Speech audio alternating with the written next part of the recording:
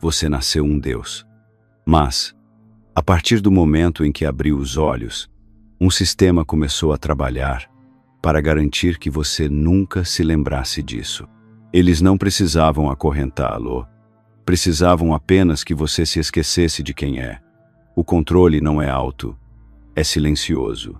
São as regras que você nunca questionou, as crenças que você absorveu sem perguntar, os sonhos que lhe disseram para perseguir.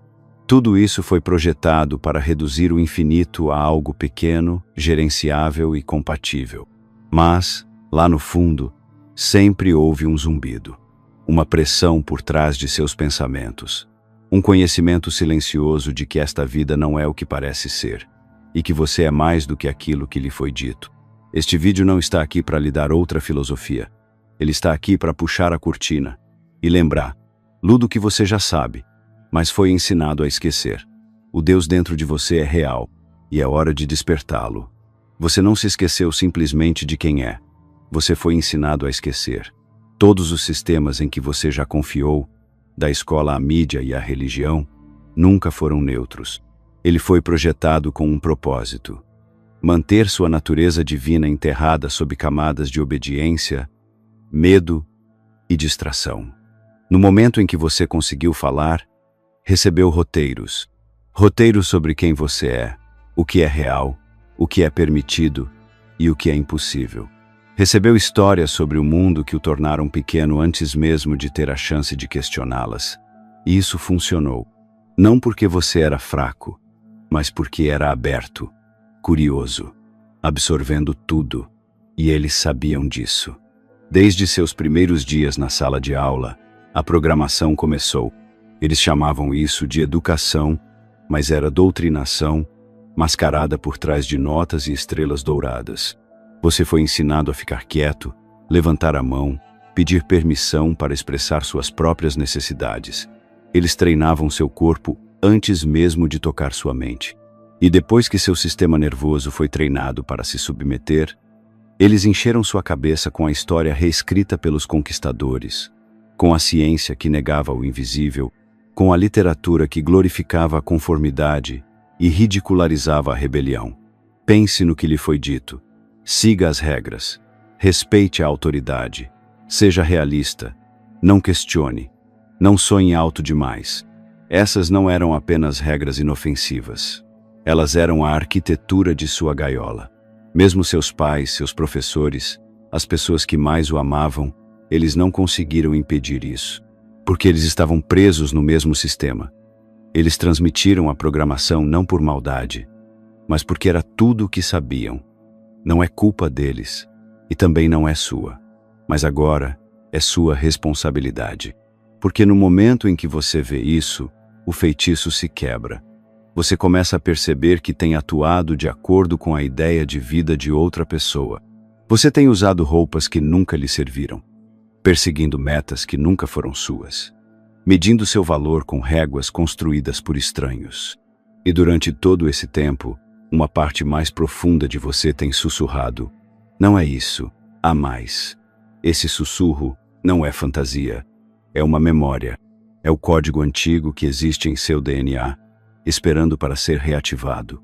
Muito antes de os sistemas organizados retirarem a alma da sociedade, as civilizações antigas sabiam a verdade. Os egípcios falavam de Neter, não um deus lá fora, mas um princípio divino que vive em tudo, inclusive em você. Os sábios védicos o chamavam de Atman, o eu que não está separado de Brahman, o infinito. Esses não eram mitos, eram mapas, mas o mundo moderno os reduziu a metáforas ou os descartou como misticismo, porque se você se lembrasse de sua própria divindade, toda a grade de controle entraria em colapso, e é por isso que esse conhecimento não está em seu currículo. É por isso que a grande mídia não tocará no assunto. Porque quando as pessoas percebem que não são impotentes, elas param de jogar o jogo, elas param de acreditar na ilusão, elas param de obedecer. Algumas coisas são reais demais para serem compartilhadas publicamente. É por isso que criamos a Insights Academy, um boletim informativo gratuito em que nos aprofundamos em verdades que não podemos falar aqui. Inscreva-se no link na descrição e você receberá instantaneamente uma cópia gratuita de The Kybalion, mas apenas por tempo limitado. Porque a realidade é a seguinte: você não nasceu para pagar contas e seguir ordens. Você nasceu codificado com a divindade. Isso não é um slogan. Isso é física. Isso é misticismo. É o que está sendo confirmado por todas as disciplinas espirituais e científicas. A ideia de que a consciência não é algo que você tem, é o que você é. Você não é um ser com alma, mas um ser que tem um corpo. Você não é um ser com uma alma. Você é a alma, animando um corpo, experimentando a densidade. E quando você começa a se ver dessa forma, não como um consumidor, não como um cidadão, mas como uma centelha do infinito, tudo muda. Mas a consciência por si só não é suficiente. Você não pode simplesmente saber disso. Você precisa desaprender tudo o que lhe disse o contrário. É preciso desmantelar as falsas identidades, os acordos sutis que fez apenas para se encaixar, apenas para ser aceito. E esse processo nem sempre é bonito. Não se trata de afirmações de amor e luz. É uma guerra espiritual contra o ruído em sua mente. Mas é aqui que tudo começa. No momento em que você percebe que o sistema não foi criado para libertar, foi criado para conter, ele foi criado para conter você. E a única saída é entrar. Se há uma parte do seu corpo que eles temem que você entenda completamente, é a glândula pineal. Essa pequena estrutura em forma de pinha no centro de seu cérebro não é apenas mais um órgão, é um portal biológico. O que as culturas antigas reverenciavam como o terceiro olho, a sede da alma, a porta de entrada entre as realidades física e espiritual. Os egípcios o esculpiram nas paredes de seus templos. As tradições orientais criaram sistemas inteiros para ativá-lo. Descartes o chamou de a principal sede da alma. E, no entanto, na medicina moderna, ela é reduzida a uma reflexão tardia. Por quê? Porque despertar desperta você, e um ser desperto é ingovernável. Eles não querem isso. Então, em vez disso, eles o atacam, sistematicamente, quimicamente, silenciosamente. Olhe ao seu redor. As substâncias mais comuns em seu ambiente não foram escolhidas aleatoriamente. Fluoreto em sua água, glifosato em seus alimentos, microplásticos em seu sangue, metais pesados no ar e no solo. Todas essas substâncias compartilham uma característica horrível. Elas se acumulam na glândula pineal e a calcificam. Essa não é uma teoria marginal. Ela está documentada, revisado por pares, comprovada, mas de alguma forma, continua sendo ignorada. Porque reconhecer isso significaria admitir que há uma guerra em sua percepção. Uma guerra com a qual você nunca concordou. Uma guerra que a maioria das pessoas nem sabe que está perdendo. A glândula pineal é responsável pela produção de melatonina, com certeza, mas esse é apenas o entendimento em nível superficial. Em estados de ativação espiritual, meditação profunda, estados alterados, trabalho de respiração, ela faz muito mais. Ele se torna um transceptor, sintonizando-o em frequências além das materiais. É assim que os místicos se comunicam com o que eles chamam de divino. É assim que os visionários acessam estados de hiperintuição, conhecimento interno e consciência multidimensional. E o que acontece quando ele está calcificado? Você não apenas dorme pior, você percebe menos. Você se desconecta dos sinais que tentam chegar até você. O canal entre seu ego e sua essência fica estático. E nessa estática, o sistema prospera. É por isso que eles enchem sua pasta de dente com flúor e dizem que isso é bom para os dentes. É por isso que eles projetam os alimentos para serem convenientes, viciantes e tóxicos. É por isso que seu ambiente está repleto de desreguladores endócrinos e neurotoxinas. Não se trata apenas de saúde. Trata-se de conscientização. Você acha que está escolhendo o cereal matinal, mas está sendo direcionado para a névoa mental. Você acha que é apenas uma bebida, mas é outra dose de sedação energética. E com o tempo, você para de fazer perguntas. Você deixa de ver os padrões.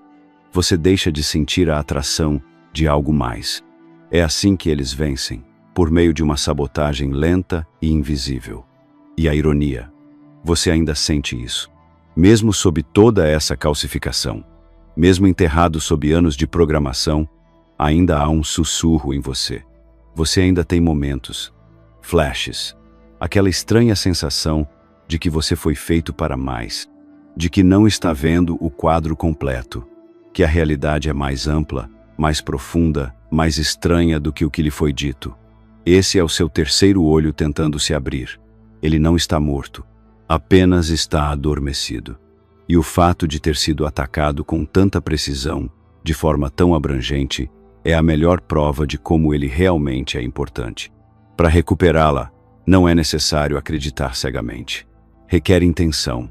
Começa com a remoção das substâncias projetadas para bloqueá-la. Continua com práticas que o estimulam, limpam e despertam. E termina com você começando a se lembrar de que o que você percebe por meio de seus olhos físicos é apenas uma parte do que é real. Você não está limitado a 5 sentidos. Você não está preso em um tempo linear. Você não é um corpo com consciência. Você é a consciência se expressando por meio de um corpo. E a pineal é a antena. Quando você entende isso, tudo muda. Os sonhos se tornam mensagens. As sincronicidades se tornam dados. A intuição se torna orientação, não adivinhação. A névoa começa a se dissipar. E, pela primeira vez, você começa a perceber a realidade não apenas como ela foi apresentada a você, mas como ela é. Crua, expansiva, viva. Você não precisa de psicodélicos para chegar lá. Você precisa de clareza. Você precisa de desintoxicação. Você precisa de disciplina. E, acima de tudo, você precisa querer a verdade mais do que o conforto. Porque acordar não é fácil. Mas é a única maneira de parar de ser sonâmbulo com a ideia de vida de outra pessoa. Quanto mais fundo você vai, mais óbvio se torna. Não se trata apenas de produtos químicos em sua água ou de mentiras em seus livros didáticos. Não se trata apenas de governos, corporações ou instituições. Há algo por trás de tudo isso. Algo mais antigo. Algo que não usa terno nem possui um título. Você não está apenas vivendo em um sistema falido. Você está vivendo em um campo de batalha espiritual. E a maioria das pessoas nem sabe que há uma guerra em andamento. Esse é o quão bom é o controle. Textos gnósticos antigos falavam de seres chamados arcontes, entidades não físicas que prosperam com o medo, o caos e a divisão. Eles não são monstros de filmes, não são vilões em vestes. Eles não precisam ser vistos porque operam por meio de sistemas, pensamentos e emoções. Você já o sentiu. Aquela voz que o faz duvidar de sua verdade, aquela ansiedade que o atinge do nada quando você começa a falar livremente. Aquele medo que lhe diz para ficar em silêncio, fazer pouco caso, se conformar. Ele nem sempre vem de você, e isso não é superstição, é frequência. Disseram-lhe que sua consciência é apenas neurônios disparando em seu cérebro. Mas a consciência não é local. Ela não é um produto de sua biologia, é a fonte. E assim como um rádio pode captar interferências, sua mente pode captar sinais que não são seus. As entidades de baixa vibração se alimentam das emoções humanas, principalmente do medo, da vergonha, da culpa e da divisão. E elas não estão tentando possuí-lo, como diz Hollywood. Elas querem que você permaneça fragmentado. Porque quando você está desconectado do seu eu divino, quando está preso em ciclos de medo e pensamentos exagerados, você está vazando energia.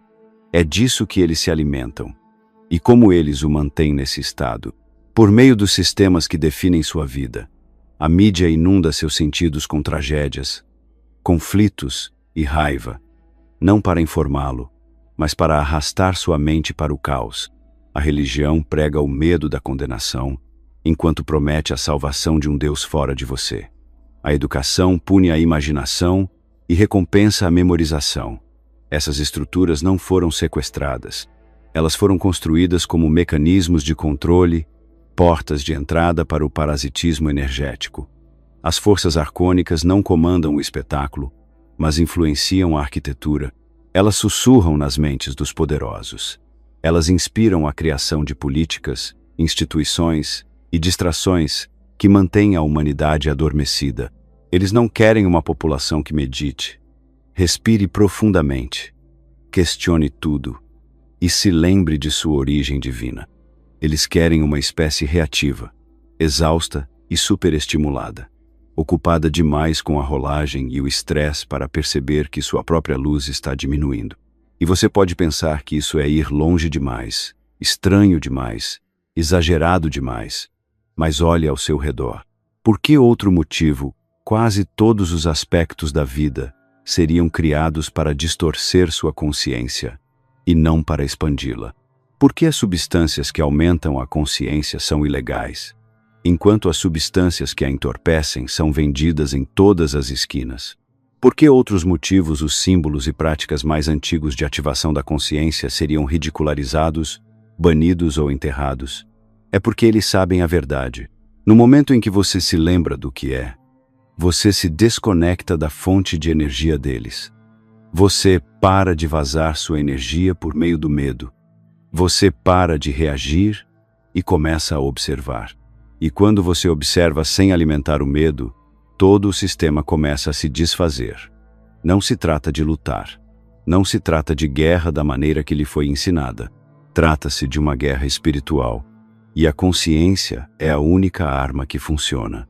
Porque, quando você se conscientiza, eles perdem o controle. E o que resta é algo que eles não podem tocar: sua presença. Os arcontes são reais, mas não vencem pela força. Eles vencem por meio do esquecimento, por meio da distração, por meio da dúvida. Sua maior vitória é convencê-lo de que eles não existem enquanto operam por meio de todos os medos que você carrega.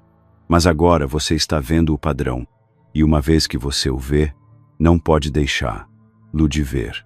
Esse é o início da soberania, não da crença, não da rebelião. Apenas ver claramente, ver através da ilusão sem ser aprisionado por ela. Esse é o seu escudo, essa é a sua espada, e essa é a mudança que o transforma de um alvo em um transmissor que transmite a verdade em vez do medo. Eles não precisaram acorrentá-lo, só precisavam convencê-lo de que você era alguém que não era.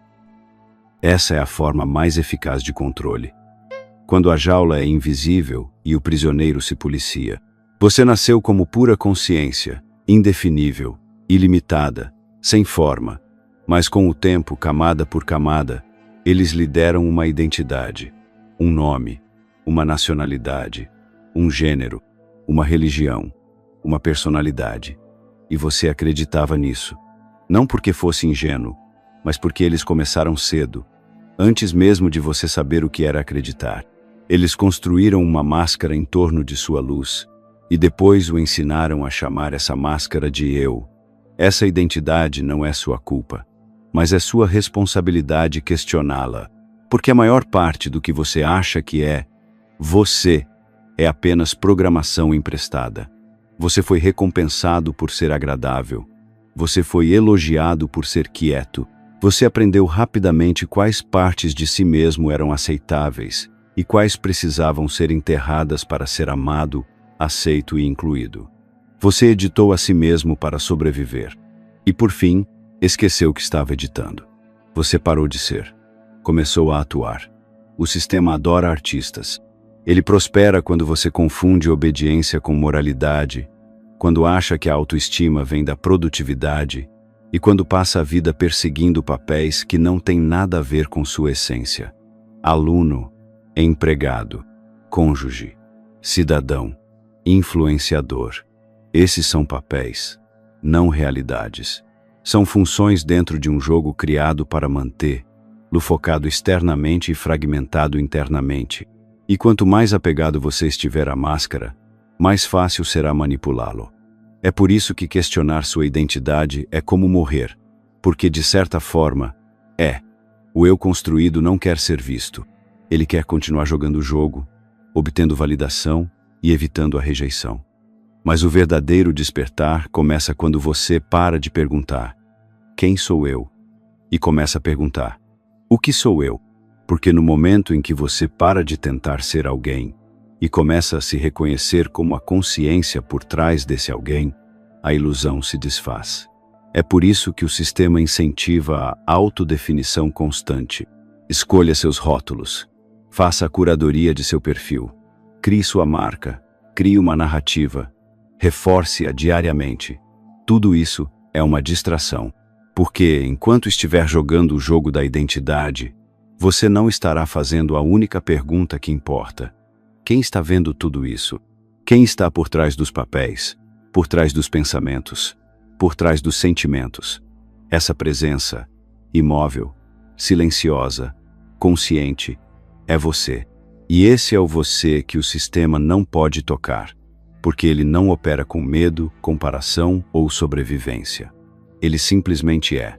Mas essa presença foi enterrada sob camadas de desempenho, e quanto mais profunda for sua persona, mais esforço será necessário para mantê-la.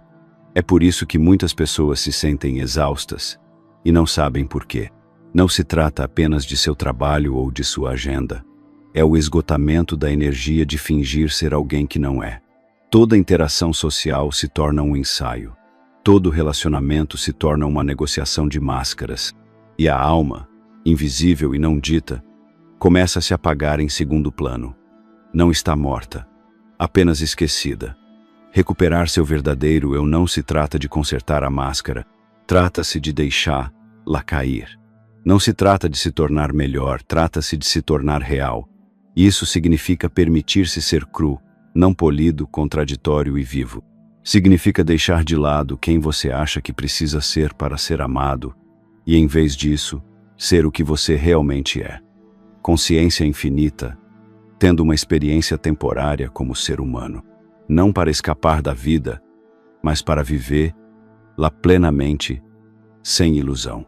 Você nunca foi feito para se encaixar nesse sistema. Essa sensação desconfortável que você carrega, esse atrito constante, não é disfunção. É a sua divindade rejeitando a limitação. É o lembrete de que os papéis que você desempenhou nunca foram feitos para conter a sua verdade. A verdade não precisa de um nome, não precisa de validação. Ela só precisa de espaço para ser lembrada. E essa lembrança não exige que você transcenda o mundo, apenas que pare de confundir a máscara com o mestre. Deixe a pessoa ir embora. O que resta é o que sempre foi real. O despertar espiritual não começa em sua cabeça. Ele começa em seu corpo. Isso pode parecer estranho quando tudo que lhe foi ensinado sobre o despertar aponta para cima, para o pensamento, ideias, conceitos abstratos. Mas a verdade é que seu corpo não está separado de sua consciência. Ele é a consciência, condensada em matéria, moldada pela luz, animada pela energia. E o sistema sabe disso. É por isso que ele não visa apenas sua mente, ele visa sua biologia. Se eles conseguirem manter seu corpo lento, inflamado, entorpecido, desconectado, não precisarão controlar seus pensamentos. Eles já venceram antes que o primeiro pensamento apareça. Pense nisso. Você foi condicionado a ver seu corpo como algo mecânico, um objeto para arrastar durante o dia, algo para empurrar, consertar, punir ou decorar, mas nunca como algo sagrado, nunca como inteligente, nunca como o receptáculo do potencial divino. No entanto, toda a tradição espiritual antiga sabia disso. O corpo nunca foi um fardo. Ele era um templo, não apenas em teoria, mas em função. Cada respiração que você faz, cada célula em seu intestino, cada centelha em seu sistema nervoso, tudo isso faz parte de um código vivo projetado para a percepção além dos 5 sentidos. E eles passaram séculos ensinando você a ignorá-lo. Comece pelo intestino. Seu intestino produz mais neurotransmissores do que seu cérebro. Ele é seu segundo cérebro, regulando seu humor, sua energia e sua receptividade espiritual. Mas ele está sendo constantemente atacado. Pesticidas, alimentos processados, antibióticos, conservantes sintéticos, tudo isso é projetado não apenas para destruir a flora intestinal, mas também para destruir sua capacidade de se sentir claramente. Quando seu intestino está comprometido, sua mente fica nublada. Quando sua digestão está inflamada, seus pensamentos ficam instáveis. Eles não querem que você seja perspicaz, concentrado e intuitivo. Eles querem que você fique inchado, distraído e emocionalmente volátil, e projetaram o sistema alimentar para garantir isso. Mas não se trata apenas de alimentos. É sua água, seu ar, sua luz. A água da torneira está repleta de desreguladores endócrinos. O ar saturado de toxinas industriais. Luz artificial que embaralha seu ritmo circadiano e drena sua força vital. E em meio a tudo isso, dizem que isso é normal. Dizem para você se adaptar, tomar remédios, tomar cafeína e continuar. E quando seu corpo começa a entrar em colapso, eles oferecem pílulas em vez de soluções básicas. Eles lhe dão diagnóstico após diagnóstico, mas nunca fazem a pergunta real. O que você está alimentando o instrumento da sua divindade? Porque o sistema não lucra com sua clareza, ele lucra com seu caos. É por isso que curar seu corpo não é apenas uma tendência de bem-estar. É um ato de rebeldia. É a base do despertar. Sua consciência não pode se elevar totalmente em um corpo que está se afogando em inflamação, toxicidade e fadiga. Você não pode se conectar com o divino quando seu sistema nervoso está em modo de sobrevivência. Não é possível lembrar quem você é quando suas células estão constantemente lutando contra os venenos da vida moderna. A liberação não é apenas mental, é celular. E cada escolha que você faz, cada refeição que você come, cada respiração que você faz, está alimentando o seu despertar ou alimentando a sua supressão. E aqui está a verdadeira descoberta. Seu corpo quer acordar. Ele está sempre se comunicando, sempre se recalibrando, sempre se movendo em direção à cura quando você dá a ele uma chance mínima. E quando você começa a tratá-lo como o recipiente inteligente e energético que ele é, tudo muda. Seus pensamentos ficam claros, suas emoções se equilibram, sua intuição fica mais aguçada. E isso não é uma coincidência. Isso é coerência. O estado em que seu corpo, mente e espírito se alinham em um campo unificado. É quando você deixa de viver a partir de sua cabeça e passa a viver a partir de todo o seu ser. É quando a consciência deixa de ser um conceito e começa a se tornar sua linha de base. A maioria dos ensinamentos espirituais ignora isso. Eles dizem para você meditar para afastar seus problemas, enquanto continua comendo alimentos que entorpecem seus sentidos e navegando até que sua dopamina se esgote. Mas você não pode hackear seu caminho para o despertar. Você precisa vivê-lo. É preciso senti-lo em sua pele, em seu intestino, em sua respiração. Essa é a incorporação, não do tipo estético, mas do tipo que reconecta seu sistema nervoso e limpa a névoa de sua percepção. Porque o divino não vive apenas no céu ou nas escrituras. Ele vive em seu sangue, seus ossos, sua respiração. Não é preciso olhar para fora para encontrá-lo. Basta limpar o recipiente pelo qual ele está tentando passar o tempo todo. A respiração não é apenas ar, é um código. Cada inspiração é um ponto de entrada. Cada expiração, uma liberação.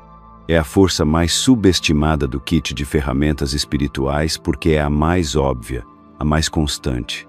E, no entanto, é a mais potente. Enquanto o mundo o treina para olhar para fora em busca de soluções, sua respiração tem guardado silenciosamente a chave para sua libertação o tempo todo. Você apenas se esqueceu de como usá-la. Você respira no piloto automático, mas nunca foi feito para respirar inconscientemente. Os antigos sabiam disso. Eles construíram sistemas inteiros em torno da respiração intencional, não apenas para relaxamento, mas para transformação. Nos ensinamentos védicos, a respiração é prana, a força vital, a ponte entre o físico e o sutil. Na alquimia taoísta, ela faz circular o Qi, ativando os elixires internos do corpo. Na tradição hermética, a respiração era o ritmo do espírito que animava a matéria. Todos os caminhos místicos, do Egito ao Himalaia, entenderam que, se você controlar a respiração, poderá controlar seu estado de consciência. E se puder controlar sua consciência, poderá se lembrar do que é. Mas o mundo moderno o desconecta disso. Vida em ritmo acelerado, estresse crônico, respiração superficial, tudo isso restringe sua força vital. A maioria das pessoas passa os dias respirando pela parte superior do tórax, sem nunca encher os pulmões, sem ativar todo o potencial de seu sistema energético. O resultado é mais do que apenas tensão. É um circuito fechado, um corpo de luz em curto-circuito. Você acaba vivendo em uma névoa, incapaz de acessar a clareza que sempre esteve a apenas algumas respirações profundas de distância. Porque sua respiração não move apenas oxigênio, ela move energia. E seu corpo não é apenas carne e osso, é um campo de frequência. Chakras, nadis, meridianos, camadas áuricas, não são fantasias da nova era. São mapas de sua anatomia energética. Eles representam como a força vital flui através de você e, o que é mais importante, onde ela fica presa. Traumas, medos, emoções reprimidas, eles não desaparecem simplesmente. Eles se alojam em seu corpo energético como a estática em um sinal. E quando a energia não pode fluir livremente, sua consciência também não pode. Você acha que está apenas cansado, ansioso ou bloqueado, mas na maioria das vezes, é um congestionamento energético que está implorando para ser removido. É aqui que a respiração se torna um remédio. A respiração consciente, quando feita com intenção, ritmo e consciência, começa a limpar os caminhos. Você começa a sentir calor, formigamento, liberação emocional, estados de percepção expandidos. Não porque algo externo esteja acontecendo, mas porque algo interno está finalmente tendo permissão para fluir. Você não está acrescentando nada de novo. Você está removendo o que nunca deveria ter ficado. E quando os canais se abrem, algo antigo se agita. A inteligência adormecida na base de sua coluna vertebral, o que os yogis chamam de Kundalini, começa a se elevar. Isso não é uma metáfora. É elétrico. Está viva. É o poder bruto de sua própria divindade despertando. E ela não precisa de permissão. Precisa de espaço. Precisa de fôlego. Ela precisa que você pare de terceirizar seu poder e comece a se envolver com as ferramentas que sempre estiveram bem debaixo do seu nariz. Você não precisa de rituais complicados ou professores externos para começar. Você precisa de presença. Você precisa de paciência. Você precisa de coragem para sentir. Porque o verdadeiro trabalho de respiração nem sempre é eufórico. Ele pode trazer à tona tudo o que o sistema lhe ensinou a enterrar. Mágoa, raiva, êxtase, verdade. Mas em meio a tudo isso, surge algo mais profundo. Um conhecimento silencioso e inconfundível de que você não está apenas sobrevivendo a esta vida. Você está aqui para viver-la plenamente, a partir de sua fonte, não de seu condicionamento. É por isso que a respiração é sagrada. Ela não é apenas uma função biológica, é uma estratégia espiritual. É o caminho mais portátil, direto e democrático para se lembrar do divino dentro de você. Não requer crença, nem intermediário, nem custo. Apenas consciência. O sistema não quer que você se lembre disso, porque no momento em que o faz, você se torna seu próprio curador, seu próprio guru, sua própria libertação. Quer desbloquear o Deus dentro de você? Comece por aqui. Feche os olhos. Inspire totalmente. Expire lentamente. Faça isso novamente. E mais uma vez, não como uma técnica, mas como uma lembrança. Você nunca esteve desconectado. Você só estava aprendendo a respiração. Você não precisa ser hipnotizado em um teatro para viver em transe. Você já está. A maioria das pessoas vive como atores que esqueceram que estão atuando, presos a padrões tão ensaiados que parecem reais. Acorde, role a tela, consuma, reagir, dormir, repetir. Não se trata apenas de um hábito, é uma programação, não por força, mas por repetição. E a parte mais perigosa é disfarçado de normal, como inofensivo, como simplesmente como as coisas são. Você acha que está vivendo sua vida, mas na verdade está interpretando um roteiro que não escreveu. A cultura é o sistema de entrega. Cada tradição, cada feriado, cada rotina diária, eles não são tão orgânicos quanto parecem. Elas foram moldadas por alguém, por um motivo. Dê uma olhada mais de perto. O sino da escola que você ouvia todos os dias não era apenas um sinal de tempo, era condicionamento clássico. Pavlov tocou um sino e os cães salivaram. O sistema tocou um sino e você se moveu. Não porque você quisesse, mas porque foi treinado para isso. E isso não parou quando você se formou. Ele apenas mudava de forma.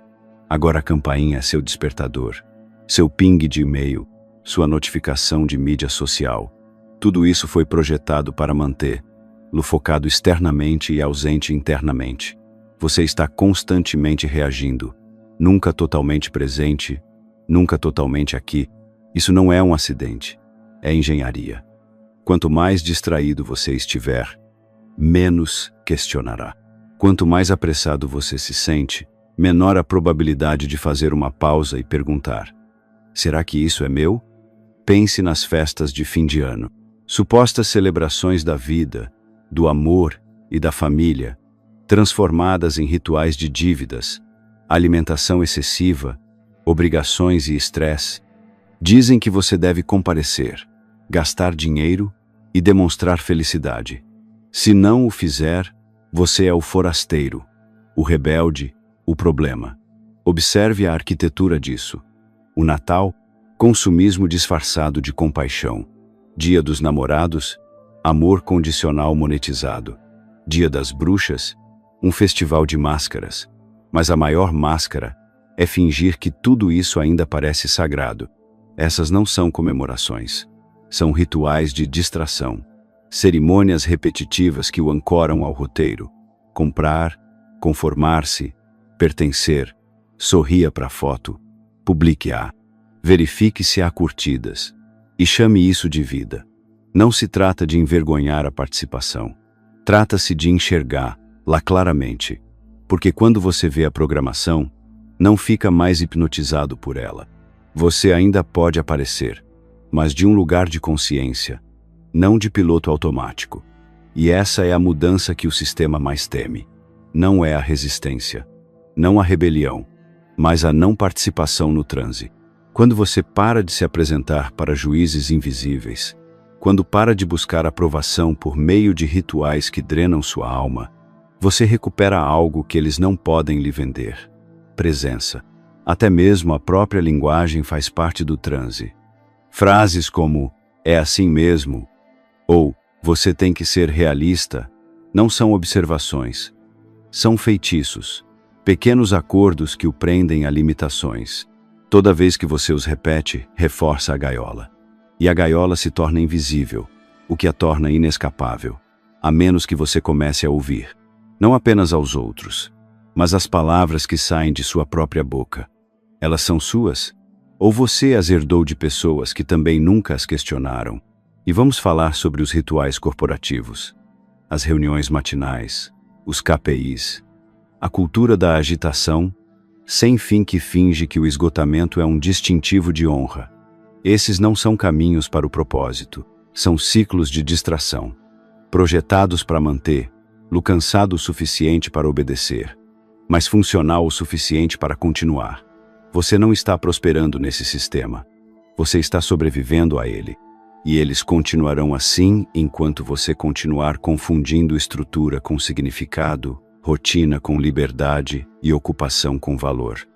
Mas, por baixo do ruído, ainda há um sinal, um zumbido sutil em sua consciência de que algo está errado, que a vida não era para ser assim, que talvez, apenas talvez, você esteja vivendo na ideia de realidade de outra pessoa.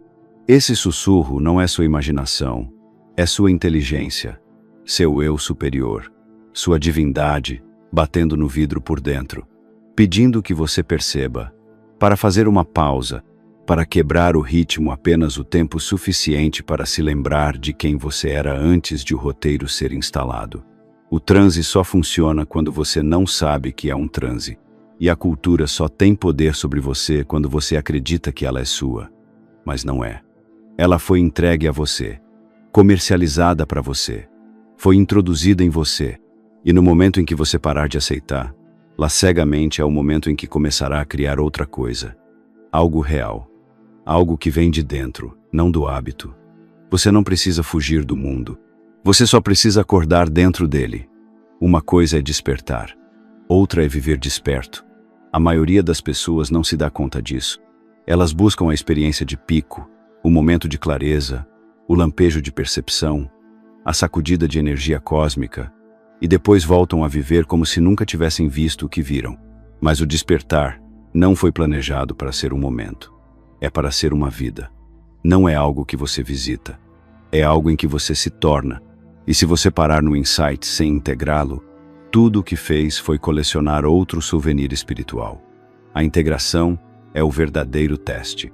Você consegue levar a consciência que tocou na meditação para uma discussão acalorada? Você consegue permanecer enraizado na presença enquanto o mundo ao seu redor atrai sua atenção, seu ego e seus medos? Você consegue viver como Deus interior, não apenas quando se sente bem, mas também quando é inconveniente, desconfortável e até arriscado. Esse é o limite em que a maioria para, exatamente quando a incorporação começa.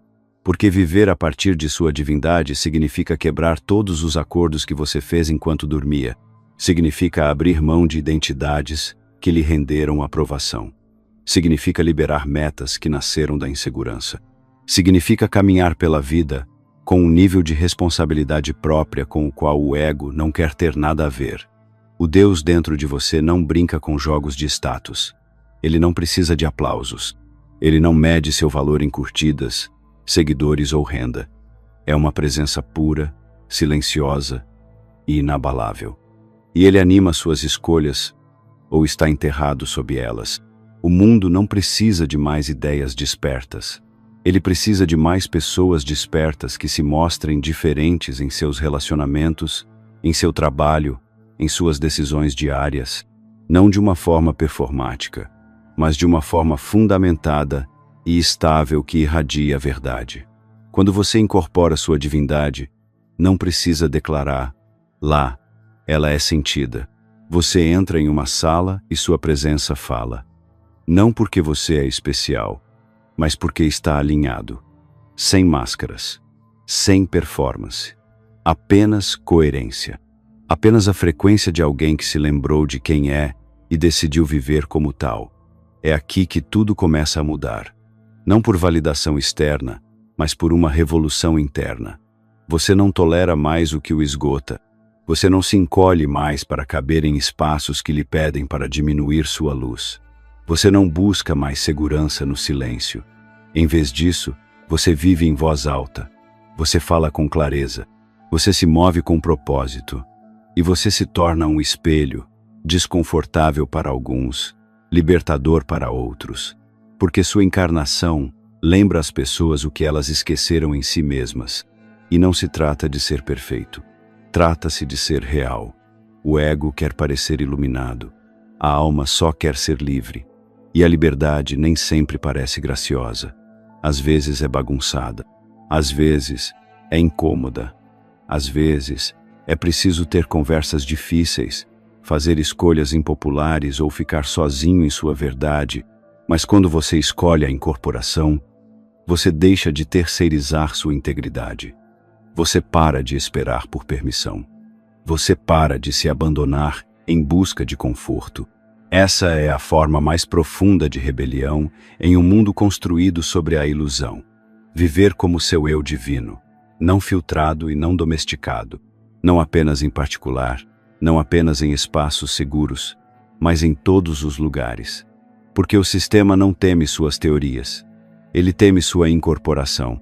Ele teme a pessoa que não apenas sabe que é divina, mas que vive como tal todos os dias. Com suas palavras, com seus hábitos, com sua presença. Você não precisa de outra elevação espiritual.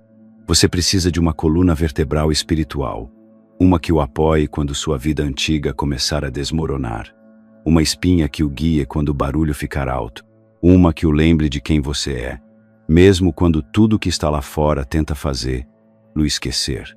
Essa coluna vertebral é construída por meio de escolhas, por meio da prática, por meio da presença. Isso é o que significa encarnar o Deus interior, não em um dia, nem um dia, mas agora, em toda a jornada de despertar. Há um momento em que você para de procurar, não porque tenha desistido, mas porque finalmente percebe que não havia nada faltando, que a coisa que você estava perseguindo, a verdade que estava tentando compreender, a versão de si mesmo que estava esperando para se tornar, estava aqui o tempo todo, escondida não em alguma dimensão distante ou filosofia rara, mas sob cada distração, cada mentira, cada camada de programação que lhe ensinaram a chamar de realidade. Você nunca perdeu sua divindade. Você apenas parou de procurar onde ela vive, dentro de você. Essa é a lembrança final, o momento em que o buscador se dissolve, no momento em que o Deus interior para de sussurrar e começa a falar, não em trovão, fogo ou espetáculo, mas em quietude, na presença, na calma, sabendo que você é a consciência por trás de tudo, a testemunha por trás dos pensamentos, o campo no qual tudo aparece e desaparece. Você nunca foi um papel, um trabalho, um corpo ou uma história. Você foi, e sempre será, a consciência infinita que escolheu ter uma experiência temporária por meio de uma forma finita. E nessa lembrança, algo estranho acontece. Você deixa de precisar lutar. Você para de tentar convencer. Você deixa de lutar com sistemas que só tiveram poder porque você concordou em esquecer. No momento em que você retira esse acordo, a ilusão começa a se desfazer. Não apenas por fora, mas por dentro. Seus medos não desaparecem, mas perdem o controle. Suas dúvidas não desaparecem, mas elas não o definem mais. Seu passado não muda, mas deixa de ser seu. Você se torna lúcido no sonho. Isso é o que sempre foi, um sonho. Um sonho convincente, envolvente, belo, aterrorizante e sagrado. Não para escapar, mas para despertar dentro dele. E agora, você está acordado. Não da maneira performática, espiritual por estética, mas na consciência vivida, respiração a respiração, de que você não é o que acontece com você. Você é aquele em quem isso acontece. E desse lugar, você não reage apenas ao mundo, você responde como o mundo. Porque o divino não fica observando de longe. Ele experimenta por meio de você. Então o que acontece agora? Você vive, mas não como antes. Você não interpreta papéis para ser aceito. Você não atua em busca de aplausos. Você não se encolhe por segurança. Você vive como a verdade incorporada, momento a momento. Você escolhe relacionamentos que honram sua expansão. Você come alimentos que honram sua clareza. Você fala palavras que honram sua vibração. Você protege sua energia como se ela fosse sagrada, porque ela é. Você cria, você descansa, você se conecta, você se lembra, e você para de esperar. Porque não há nenhum salvador a caminho. Não há nenhum evento, nenhum guru, nenhuma linha de chegada que lhe dará a liberdade. Você já é o que está procurando. Você já tem o que está buscando. E a única coisa entre você e essa realidade é a ilusão de que ainda há mais para se tornar. Não há. Só há mais para liberar. Quando você viver assim, as pessoas sentirão isso. Não porque você é mais alto, mas porque você é mais claro. Sua presença falará uma linguagem que a maioria esqueceu, e alguns a evitarão, porque sua luz ameaça o conforto da escuridão deles. Outros se sentirão atraídos por ela, sem nem mesmo saber por quê. Mas isso não importa, porque você não está aqui para convencer. Você está aqui para ser. Essa é a dádiva, essa é a missão, essa é a encarnação. E se você ainda não se inscreveu na Insights Academy, agora é a hora. Você não está apenas perdendo um conhecimento mais profundo, está perdendo a oportunidade de se lembrar mais rapidamente. A cópia gratuita do The Kybalion ainda está disponível, mas não por muito tempo. Você nunca foi feito para ser pequeno. Você nunca foi feito para ser quieto. Você nunca foi feito para viver uma vida de admiração silenciosa e obediência controlada. Você foi feito para ser elétrico, selvagem, infinito. Você foi feito para andar nesta terra como uma expressão viva da própria fonte. Isso não é uma metáfora. Essa é a sua verdade. E nenhum sistema, nenhum rótulo, nenhuma quantidade de condicionamento pode mudar isso. O Deus dentro de você sempre esteve esperando. E agora, você se lembrou. Se este vídeo repercutiu em você, informe-nos comentando. Eu entendi.